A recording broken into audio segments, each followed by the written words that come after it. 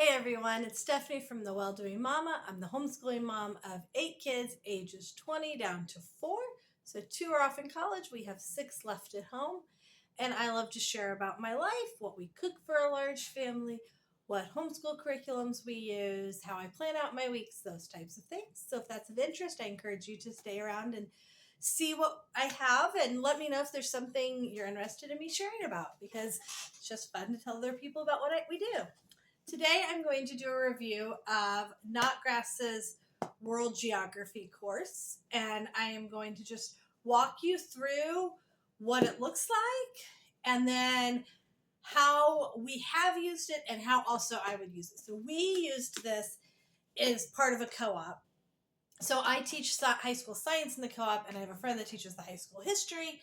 So she used this. I know they ate a lot of yummy food, and so doing it as part of a co-op can be a little different than if you're doing it just on your own, but it is set up. I've used several of the Notgrass courses on my own before we did co-op, and it is set up so it is 100% usable on your own without parents having to be totally involved, or you could pair up your kids and be really involved in it. So you can kind of go either direction depending on your time and energy that you have. But I do think it is a good one to do as a co-op or as a group. So I'm going to start by showing you all the pieces that come with Notgrass World History. First, there are 2 parts to the book. Let's see if I can reach around and grab the other one. There's a part 1 and a part 2. You can see these are pretty thick books, so you're getting a lot of information in these books. And then there is all of the Notgrass material comes with a primary source book, and this one is called the Gazetteer, and it typically has, I did not actually look through the shed, so like I said in the beginning, I didn't teach this.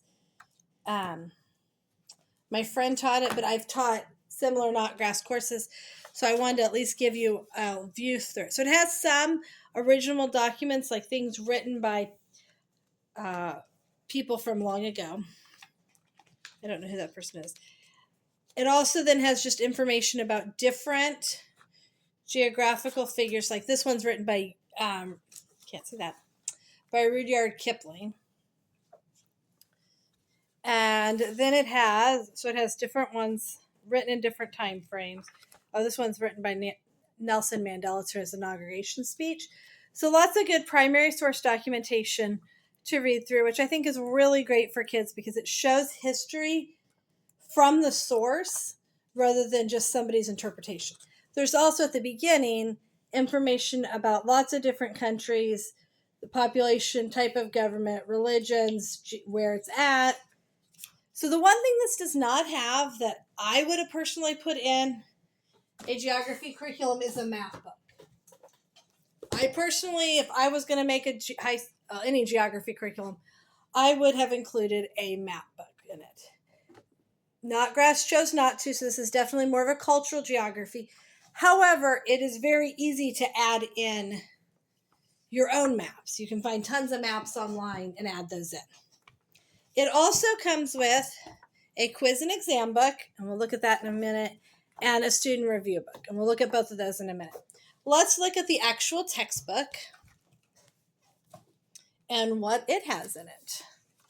So one thing I love about all the Notgrass books, and I'll just do a quick flip through and show you, is that they have beautiful, beautiful pictures. I'm trying to find some. There we go. So lots of pictures of different places. All their history books have lots of great pictures. Notgrass books are all set up very, very similarly, which makes it easy when you are teaching. So first we have the table of contents, and notice this is part 1. And we have 15 chapters in the first one. I'm going to go through that slowly in case anybody wants a chance to see them up close. And then the other book has 15. So basically you're looking at doing one of these a week to finish in about a 30-week year. You can stretch it out a little if you want it. Now, Notgrass is written to be used that you can use it for a credit of Bible, a credit of English, and a credit of history. We've only done it as a credit of history, which means we don't necessarily do everything suggested. So this is just like a little intro. It does talk about how to use it. Of course, you can use it however best fits your life. Give some information on writing and how to write a research paper. Gives a little on how to write a research paper. Again, we don't use this for writing, although my kids did write a couple of papers as part of the course. Sometimes instead of a test, they would write a paper, which is a really good evaluation tool. I'm all about evaluating in multiple ways and not just testing. Okay. It then lists different literature that it suggests. And so it has like just a whole list of different literature. They didn't do the literature. So again, if you were using it for an English credit, you would want to do the literature or something similar. You can always find something to fill in. I'm trying to think. I don't know that I've read any of these books. I've heard about A Long Walk to Water. But I don't think I've read any of these books. So that's actually really interesting. I kind of miss teaching history because I really liked when I used to read it with my kids. We would read it as a group of kids, depending on the ages, and then talk about it together. And I kind of miss that a little, but co-op works really well to allow us to have the kids get more in depth, and it does take. So I'm only teaching a couple of things and not trying to teach 8 kids 8 different things. Obviously, 2 are in college. It's a little different. Okay, so each chapter has 5 lessons in it. The last lesson is always the Bible lesson. So if you're not using it for Bible, you could skip the last lessons, or you could count it as a partial Bible credit and read those. Then it has at the beginning of each chapter a page like this. This one has a memory verse. If you are using it for Bible, again, that may be something you would want to do. Talks about the books used. Then it gives project choices, and it gives 3 projects. I think everyone has 3, or most of them at least. So they almost all have like an essay option. And so again, if you were doing this for counting it for English also, you'd probably want to do the essay. Or if your child's not a great test taker, this might be a really great option instead of giving them the quizzes and test. To say, hey, why don't you write a paper about this? The other ones here are collect pictures of geographic features you find beautiful or unique. Make a scrapbook, write appropriate verses next to some of them. So that's a very artistic way of presenting some things that you've learned. And this one is to write a 5-minute newscast describing some change in geography, a volcano, earthquake, political change, etc. That's described in lesson 4. And then it gives a little bit of information about the literature. So these projects are a great evaluation tool to use other than a test. If you're not using it for English, or if you're using it for English, those would be some of the choices you would choose. And then you have your lesson, which you just read through. Again, you can see it has all these pretty pictures. And then at the end of the lesson, it has the assignments. It has a worldview assignment, which would be if you're using it for Bible. And then a project, which it just tells you to start working on your project for the unit. Then it has the literature. It tells you how much to read, or gives you an idea of how much you would want to read. And then it tells you to answer the questions from the student review book. So then you can go to the student review book and you can open up, and it gives you some other information. It talks about plot and literary analysis, characters responding to story. And then here it gives you your questions for each lesson. And so you could copy these for your child. You could have them just write the answers on a paper. You could have them write the whole question. Because if they only write the answers, that becomes a little tricky to study if you've only written the answers, or if you write them in like a full sentence. So each lesson has, I think, 10 questions. So each lesson has 10 questions. And then you go to the next lesson, and it's exactly the same. So what is really nice about this is it is very easy to assign. Read 1 lesson a day, do the questions in the book, and then if you're assigning a project, work on your project. So it makes it very easy to assign and know what to do. I was going to go to a second chapter. And okay, so here's another chapter. In this project, it says in this unit, we're only giving 1 option for the project. So write a 250 to 300 word essay setting forth your worldview. Okay, so it's talking a lot about worldview here. This obviously is a Christian curriculum. If you are not a Christian, you would not want to use this curriculum, just being upfront with you. The worldview, the Bible lessons, this is 100% a Christian curriculum. This one has, write an essay on, do many farmers in your area grow a particular crop? So this would be really interesting for our area because we live in the Cornhusker state, so we have a lot of corn grown here and soybeans. In which ways do the crops impact where you live?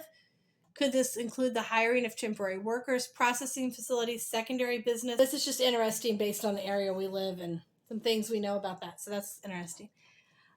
What project has been both a blessing and a bane to the people where you live? For example, a dam might have brought electricity while flooding much farmland, or a factory might have created jobs while expanding urban sprawl. Again, this is really interesting. We've had some arguments in our town about certain businesses coming and the waste and problems that come along with it. So, draw a picture of an escarpment and compose a call and response song and perform it with a group. So it's nice to have all these different varieties. This is where I think doing it with a group is nice because you can have these discussions. Even if you didn't necessarily write a whole essay, you could have your class, if you were doing this with a co-op class, write some information on this and have a discussion. You could also maybe even bring in, like if we were doing it in our area, one of our, well, the mom who teaches it, her husband is a farmer. They farm for a living. So she might be able to discuss that pretty well with the class. Or maybe we bring in another mom whose family does farming, or even one of the dads who does farming, and they can discuss that with the group. It also offers some artsy type opportunities. So lots of good information. Again, the only thing, although this does say study the maps. So it does tell you to study maps. So that is nice. The only thing I would add in is doing map quizzes with the kids that they learn, or some kind of map drawing and labeling. That's, so see here it adds in the gazetteer, complete the map skills assignment for Unit 10. Okay, hold on, maybe there's map assignments in here. Oh, well, look at that. Somebody should have looked at the whole book first. So this gives you some map skills that they want you to learn. Okay. Let's see. I did not flip through all of this, obviously. Oh, there's some of, those are some of my son's answers. I love seeing that because his handwriting's gotten smaller and smaller. He is visually impaired, so sometimes his handwriting was less than ideal.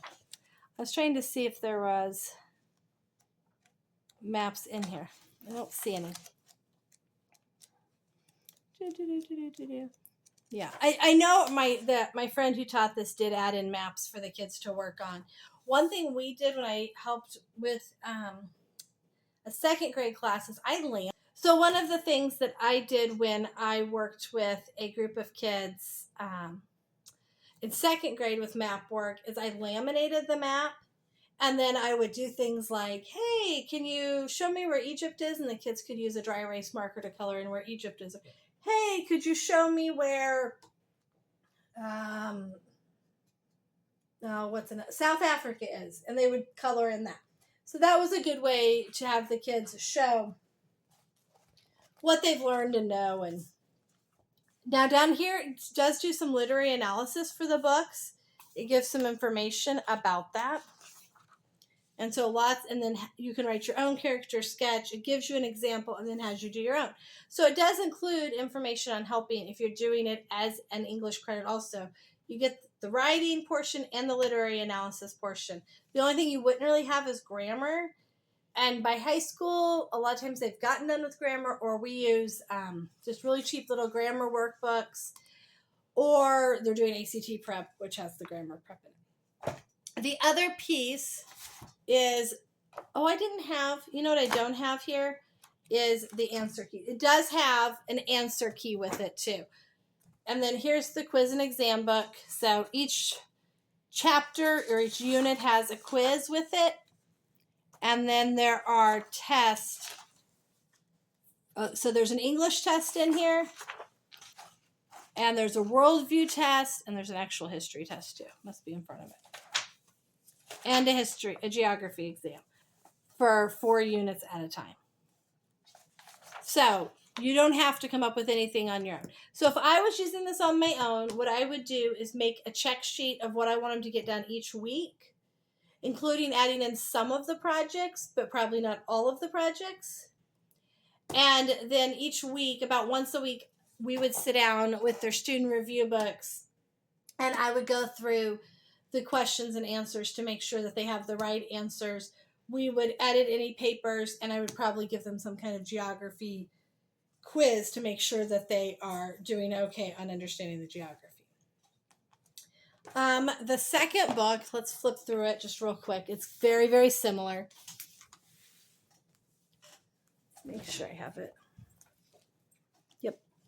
So here's the second book with very similar. Let's look at the table of contents because that's useful. So Asia, China, more Asia, Australia, New Zealand, North America, Central America, Caribbean, South America, and then people of the world, world geography, and you. So you can see it kind of starts with a chapter about you and geography, ends with a chapter about you and geography. And then, so it just gives you, again, same kind of setup, 3 projects, some literature information, Bible information. So I'll show you here. I did not show you one of the worldview lessons. Let's look at that. So again, study a map of South Asia and read the entry for Afghanistan. So it has you looking at the maps, but not required to memorize them. So that is the one piece I would probably add in. Of course, if your kids know it all, that may be fine. So here's God's worldview. This would be one of the Bible or worldview lessons that you would kind of go through. And then you're finishing your project, doing your student review. It even tells you when to take the quizzes. Now, as a parent, like I said, I typed up in Excel when we did one of the Notgrass books on our own. I just went through in Excel and typed up what I wanted them to do. And it was a check sheet that they could go through and check off as they did it. I could see that they'd been doing it. And that was a way for me to stay on top of it. And I didn't always require all of these pieces. So that allowed me to, I just would sit down with my computer and the book and go through and go, okay, I want you to do that and that and that and that, and mark down what I wanted them to accomplish from the book. Because these are very thorough books. Very, very, lots and lots of information that they are covering. So what I love about the Notgrass books is that they are so easy for parents to use. I also think they're totally usable in a co-op situation or with even just a couple of friends. By high school, sometimes it's nice to have friends over maybe once a week. You go through the student review book, but you do it with friends. You can have some discussions about it, maybe work on a project or compare projects together, that kind of thing. Do a little presentation on their projects. So I would recommend doing their course and probably just adding in a little bit of actual map work with it, but totally a great course and very accessible for doing at home on your own. Thanks for joining us today. Please leave a comment if you have something else you'd like me to talk about or you have any questions. Please hit the like button and subscribe to see more videos about what we do.